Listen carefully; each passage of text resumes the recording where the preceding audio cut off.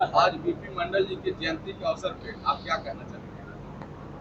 आज बीपी मंडल जी का जयंती है। उनके अवसर पर, उनके आदर्शों पर हम लोग चलना चाहते हैं और हम लोग चाहते हैं कि देश उनके आदर्शों पर चले, ताकि देश में सामाजिक न्याय, समरसता, धर्मनिरपेक्षता कायम रहे।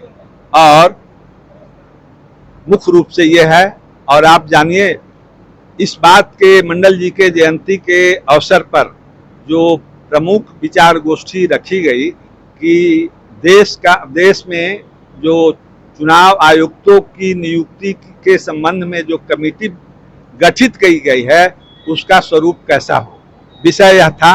और आपको मैं इस माध्यम से बताना चाहता हूं कि आज का जो हम लोगों का जो गोष्ठी था, उस गोष्ठी में यह निष्कर्ष निकला कि देश में बहुदलीय सिस्टम की व्यवस्था संविधान में किया हुआ है और अंबेडकर साहब ने बहुदलीय व्यवस्था का संविधान में व्यवस्था किया था। और बहुदलीय व्यवस्था के कारण भिन्न भिन्न राज्यों में भिन्न भिन्न दलों का सरकार चल रहा है। एक दलीय व्यवस्था, अगर चुनाव आयोग एक दलीय हो जाएगा तो वैसे स्थिति में बहुदलीय सिस्टम समाप्त हो जाएगा। चुनाव आयुक्त की नियुक्ति में 3 सदस्यीय हो तो वैसे परिस्थिति में प्रधानमंत्री, चीफ जस्टिस ऑफ इंडिया और विरोधी दल का नेता होना चाहिए।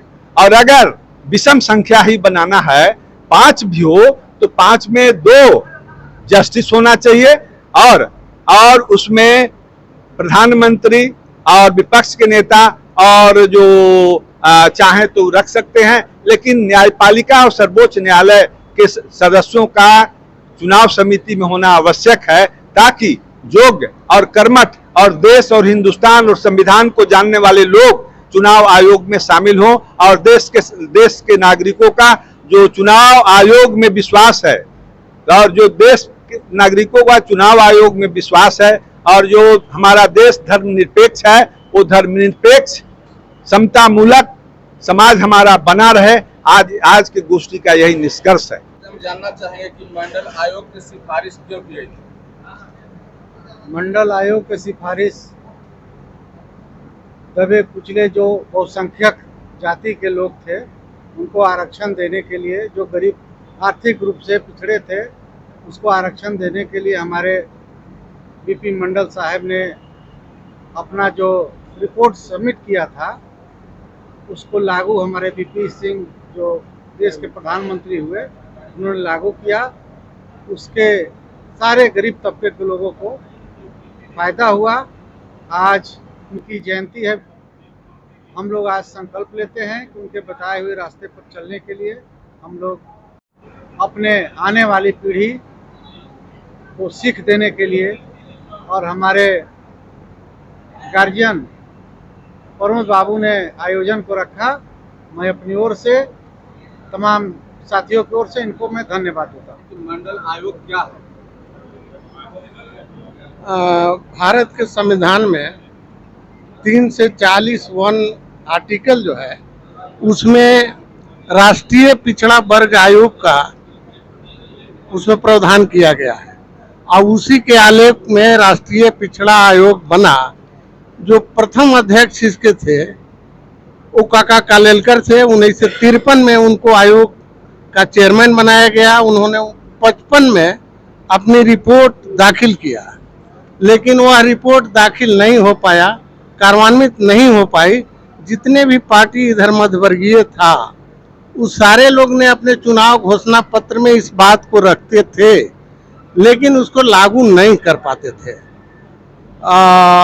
बहुत लंबा अरसे के बाद मोरारजी देसाई की जब सरकार बनी थी तो उन्होंने मंडल साहब को बुला करके कहा था कि आप तो मेरे साथ मंत्री में काम कर चुके हैं, आपके विद्वता को हम जानते हैं, लेकिन मंत्री से भी बड़ा पद आपको देने के लिए मन बना लिया है, इसलिए आप इस पिछड़ा वर्ग आयोग के आप चेयरमैन बनिए और उसमें पूरा सर्वे कीजिए। और सर्वे में भी आया कि हिंदुस्तान में पिछड़ों का 52% संख्या है, इसलिए आरक्षण उसको 52% होनी चाहिए थी, लेकिन 52% नहीं हो करके जब 90 में जन मोर्चा की सरकार बनी, अब बीपी सिंह प्राइम मिनिस्टर हुए, तो उसमें ही मैनिफेस्टो में था और बीपी सिंह ने इसको जो है लागू किया। मंडल जी का जो रिपोर्ट बना था उसको हूबहू लागू किया, जिसमें 40 आर्टिकल है, 40 आर्टिकल कहिए या 40 उसमें संख्या है, और उसमें मात्र 2 लागू हुआ है, एक नौकरी में और दूसरा शिक्षा में, और बकिया 38 अभी तक लागू नहीं हो पाया।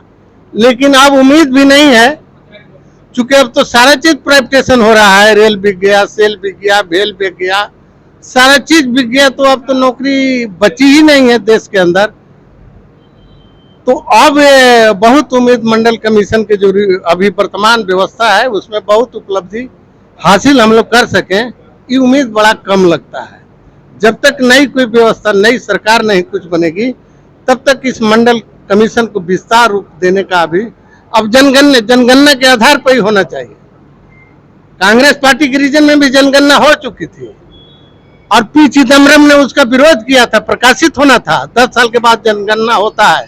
1931 में जो अंग्रेज जनगणना किया था, आज भी वही जनगणना है और प्रकाशित होना था। चिदम्बरम साहब गृह मंत्री थे, इसको प्रकाशित नहीं होने दिए, लेकिन आज उन्हीं की पार्टी कह रही है कि ना देश में जनगणना हो। अब लोगों को आंख खुला है कि ना अब इसके अलावा दूसरा कोई रास्ता नहीं हो, तो सरकार बदलेगी तो मंडल कमीशन हूबहू 400 पॉइंट पर लागू होगा, ये मेरा विश्वास है। और हम लोग समाजवादी हैं, निराशावादी नहीं है, आशावादी हैं, इसलिए उम्मीद करते हैं। बीपी मंडल जी का जन्म स्थान क्या है? देखिए, बीपी मंडल जी का जन्म तो वैसे बनारस में हुआ था, लेकिन उनका लालन पालन से लेकर के संपूर्ण कार्यक्षेत्र मधेपुरा रहा और उन्होंने प्रारंभिक काल से ही गांव, गरीब, किसान, मजदूर तमाम लोगों के बारे में जो चिंतन और अध्ययन और मनन किया था, आगे चल करके जब वो विधानसभा के अंदर में आए और फिर जब लोकसभा के अंदर जो गए चुनाव लड़ करके, तो उन सारी संवेदनाओं को उन्होंने वहां रखने का काम किया।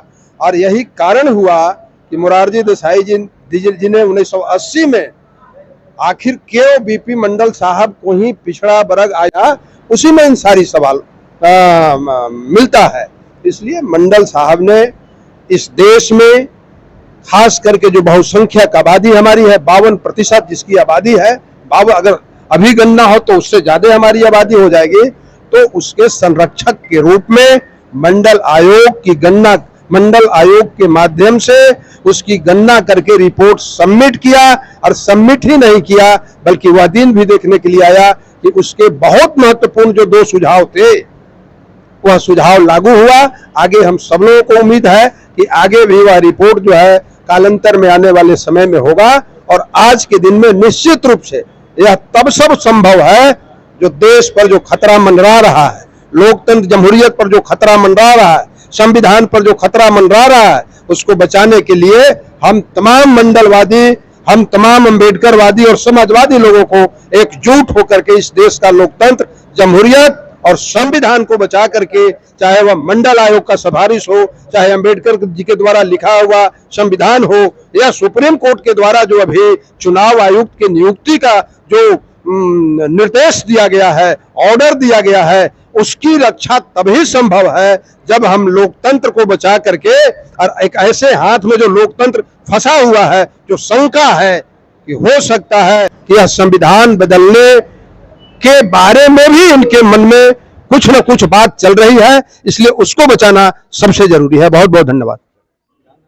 बीपी मंडल साहब को 1979 में तत्कालीन प्रधानमंत्री मोरारजी देसाई जी ने मंडल आयोग के अध्यक्ष बना करके इस मुल्क के उन तबकों को कि माली हालात, राजनीतिक हालात, सामाजिक, आर्थिक, राजनीतिक हालात क्या है, इस बारे में अध्ययन करने हेतु एक आयोग बनाई गई, जिसके अध्यक्ष आदरणीय बीपी प्रसाद मंडल जी को बनाया गया।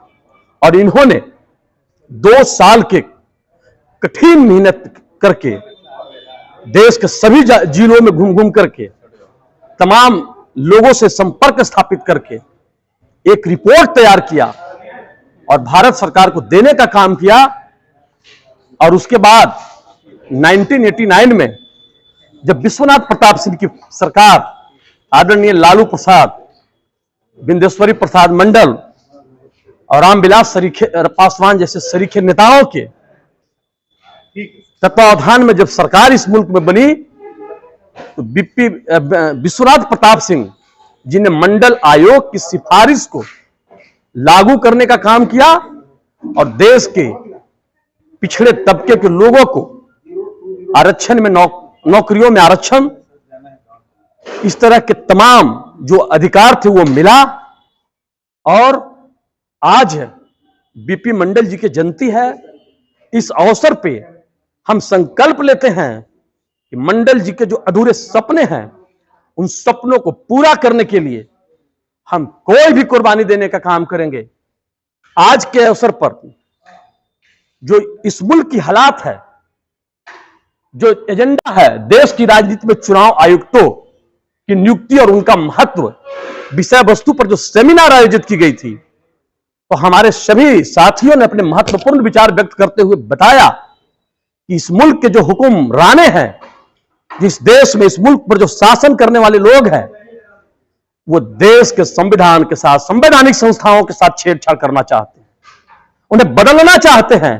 क्या जरूरत पड़ी इस देश में चुनाव आयोग की नियुक्ति हेतु उसके जो संवैधानिक सिस्टम थे उसको बदलने की? जो पहले से परंपरा था, प्रधानमंत्री जी सुप्रीम कोर्ट के जज और नेता प्रतिपक्ष हुआ करते थे, लेकिन इस मुल्क के जो प्रधानमंत्री जी हैं उनके मन में खोट है। उन्होंने लोकसभा में एक विधेयक लाया और कहा कि सुप्रीम कोर्ट के जज इस समिति के सदस्य नहीं होंगे। उन्होंने उसके जगह पर कैबिनेट के सीनियर मिनिस्टर को रखने का जो प्रस्ताव लाया है, यानी उनकी मंशा है कि हम मनमाना चहेता निर्वाचन आयोग की नियुक्ति कर सके और मनमाने तरीके से इस देश में चुनाव कराए, जिससे समाज के दबे कुचले लोग, गांव गरीब के लोग देश के संसद तक नहीं पहुंच सके, उनकी आवाज दबे और चुपके से हम संविधान को बदल सके। पिछले 15 अगस्त को प्रधानमंत्री जी ने लाल किले के प्राचीर से कहा, आखिर कौन उस ऐसा ताकत उनको दे रहा है जिसमें उन्होंने कहा है कि 24 में भी हम ही झंडा फहराएंगे। यह राजतंत्र नहीं है मोदी जी, इस मुल्क में लोकतंत्र है और आप लोकतंत्र को चुनौती नहीं दे सकते हैं। यह तय इस मुल्क की जनता करती है, इस देश के लोग करते हैं। इसलिए आपके तानशाही रवैये के खिलाफ इस मुल्क का आवाम अब खड़ा हो चुका है। अब आपका चलने वाला नहीं है। आप 2024 में जाने वाले हैं, जाना तय है।